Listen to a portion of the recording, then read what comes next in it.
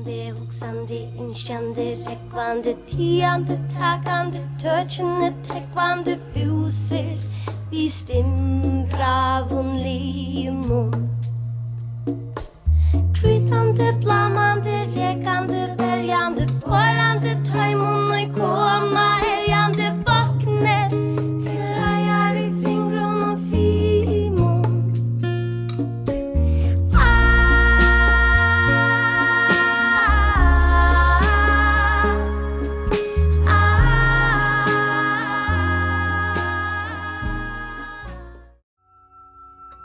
Men nu rosan falla, ja, hon död och grå. Malten herrer kölna vi sorger lyder av.